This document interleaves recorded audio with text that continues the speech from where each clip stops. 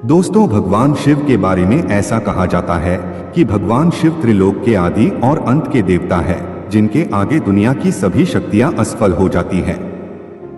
लेकिन क्या आपको मालूम है आखिर भगवान शिव का जन्म कैसे हुआ था, उनकी माता कौन थी और उनके पिता का क्या नाम था, उन्होंने किससे अपनी शिक्षा प्राप्त की थी और किस किस को शिक्षा का दान दिया था? अगर नहीं तो चलिए इस वीडियो के माध्यम से हम आपके इन्हीं सभी सवालों का जवाब देने वाले हैं। इसलिए प्लीज इसे स्किप किए बिना एंड तक जरूर देखना और चैनल को सब्सक्राइब करना मत भूलना।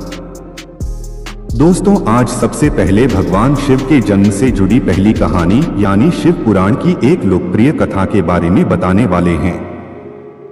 शिव पुराण के अनुसार भगवान शिव को स्वयंभू माना जाता है, जिसका मतलब होता है कि भगवान शिव का जन्म स्वयं ही हुआ था।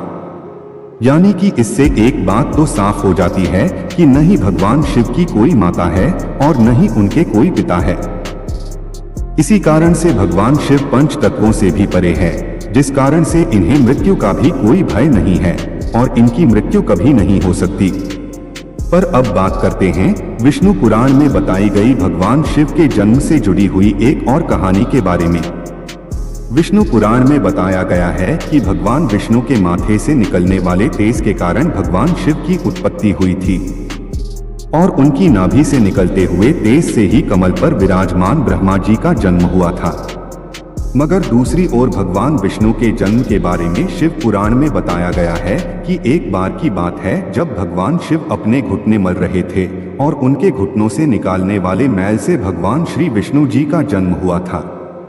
पर अगर ऐसा हुआ है तो विष्णु पुराण और शिव पुराण एक दूसरे से बिल्कुल अलग है। इस कथा के अलावा भगवान शिव के जन्म की एक और पौराणिक कथा काफी ज्यादा पॉपुलर है, जिसे शायद आपने बड़े बुजुर्गों से सुना होगा। और अगर नहीं सुना तो आपकी जानकारी के लिए बता दें कि एक बार की बात है जब भगवान विष्णु और परम ब्रह्मा जी के बीच इस बात पर बहस छिड़ गई थी कि आखिर इस संसार में सबसे महान कौन है। और जब भगवान विष्णु और भगवान ब्रह्मा इस बात को लेकर बहस कर रहे थे तो एक जलते हुए खंबे के रूप में महादेव उनके बीच आए थे। दोस्तों, वो दोनों इस रहस्य को नहीं समझ पाए और तभी अचानक से एक आवाज आई जिसने कहा कि जो भी इस खंबे का छोर ढूंढ लेगा वही सबसे महान कहलाएगा। ऐसा सुनते ही ब्रह्मा जी ने एक पक्षी का रूप लिया और खंबे का ऊपरी हिस्सा ढूंढने निकल गए। वहीं विष्णु जी ने वराह का रूप धारण किया और खंबे का अंत ढूंढने निकल गए। बहुत देर तक खोजने के बाद भी दोनों में से किसी को भी खंबे का छोर नहीं मिला और दोनों हार मानकर वापस आ गए। जिसके बाद भगवान शिव अपने असली रूप में आए और फिर भगवान विष्णु और ब्रह्मा जी ने यह मान लिया कि महादेव ही सबसे महान और शक्तिशाली है। इनसे बड़ी शक्ति इस दुनिया में कोई नहीं है। इसके साथ ही शिव पुराण में बताया गया खंबा इस बात को दर्शाता है कि न ही भगवान शिव जन्मे थे और न ही उनका कोई अंत है। और एक कारण तो यही है कि भगवान शिव को स्वयंभू कहा जाता है, यानी भगवान शिव का अंत है ही नहीं, वे अमर है। अब हम बात करते हैं भगवान शिव से जुड़े एक ऐसे विषय के बारे में जो सबसे ज्यादा प्रसिद्ध है कि क्या भगवान ब्रह्मा भगवान शिव के पिता है। जी हाँ, इनकी ये कहानी लोगों के बीच काफी प्रसिद्ध है। तो आपको बता दें कि आखिर किस प्रकार भगवान शिव ने ब्रह्मा पुत्र के रूप में जन्म लिया था। इसके पीछे विष्णु पुराण की एक पौराणिक कथा है, जिसके अनुसार जब धरती, आकाश, पाताल या कहें पूरा यूनिवर्स जलमग्न यानी पानी में डूबा हुआ था, तब भगवान विष्णु के अलावा कोई भी देव या प्राणी इस संसार में नहीं था। तब केवल विष्णु ही जल सतह पर अपने शेष नाग पर लेटे हुए नजर आ रहे थे। जिसके बाद उनकी नाभि से कमल की डंडी पर ब्रह्मा जी प्रकट हुए और जब भगवान ब्रह्मा और भगवान विष्णु इस यूनिवर्स से संबंधित बातें कर रहे थे तब भगवान शिव प्रकट हुए। जिसके बाद ब्रह्मा ने उन्हें पहचानने से इनकार कर दिया। इस कारण से भगवान शिव रूठ गए और उनके रूठ जाने के कारण भगवान विष्णु ने उन्हें दिव्य दृष्टि प्रदान कर ब्रह्मा जी को भगवान शिव की याद दिलाई। जिसके बाद भगवान ब्रह्मा को अपनी गलती का एहसास हुआ और शिव से क्षमा मांगते हुए उन्होंने उनसे अपने पुत्र रूप में पैदा होने का आशीर्वाद मांगा। जिस कारण से भगवान शिव ने भगवान ब्रह्मा की प्रार्थना को स्वीकार करते हुए उन्हें यह आशीर्वाद दे दिया।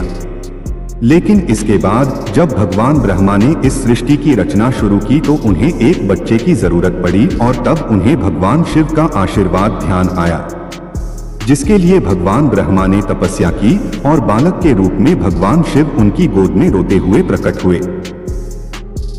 आपको बता दें कि ये भगवान शिव का एकमात्र बाल रूप है। जब भगवान ब्रह्मा ने उनके रोने का कारण पूछा तो उन्होंने बताया कि उनका कोई नाम नहीं है। तब भगवान ब्रह्मा ने भगवान शिव का नाम रुद्र रख दिया, जिसका मतलब होता है रोने वाला। पर इसके बावजूद भी भगवान शिव चुप नहीं हुए, इसलिए ब्रह्मा ने उन्हें दूसरा नाम दिया। पर शिव को वो नाम भी पसंद नहीं आया और फिर भी वे चुप नहीं हुए। इस तरह शिव को चुप कराने के लिए भगवान ब्रह्मा ने भगवान शिव को 1008 नाम दिए थे, जो रुद्र, शर्व, भाव, उग्र, भीम, पशुपति, ईशान और महादेव जैसे नाम थे। शिव पुराण के अनुसार उनके ये नाम पृथ्वी पर लिखे गए थे। इसके बाद बात आती है श्रीमद् देवी महापुराण की। श्रीमद् देवी महापुराण में भगवान शिव की माता और पिता के बारे में बताया गया है।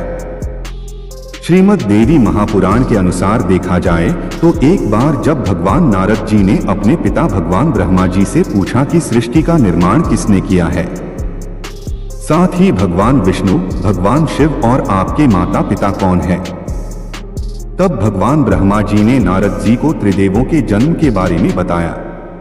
जो बताया वो वाकई चौंका देने वाली बात थी। दरअसल उन्होंने कहा कि देवी दुर्गा और शिव स्वरूप ब्रह्मा के योग से ब्रह्मा, विष्णु और महेश का जन्म हुआ था। यानी प्रकृति का रूप लिए माँ दुर्गा ही हम तीनों की माता है और ब्रह्मा यानी काल सदा शिव हमारे पिता हैं। इसके साथ ही श्रीमद् देवी महापुराण में भी भगवान विष्णु और भगवान ब्रह्मा के बीच हुए झगड़े की एक कहानी मिलती है, जिसके अनुसार एक बार श्री ब्रह्मा जी और विष्णु जी में झगड़ा हुआ और दोनों में बहस छिड़ी हुई थी। तब भगवान ब्रह्मा ने कहा कि सृष्टि को मैंने बनाया है और मैं ही प्रजापिता हूँ, जिसके जवाब में भगवान विष्णु जी ने कहा कि मैं आपका पिता हूँ क्योंकि आप मेरी नाभि से निकाले हुए कमल से पैदा हुए हैं। और धीरे धीरे कर ये बहस बढ़ती गई।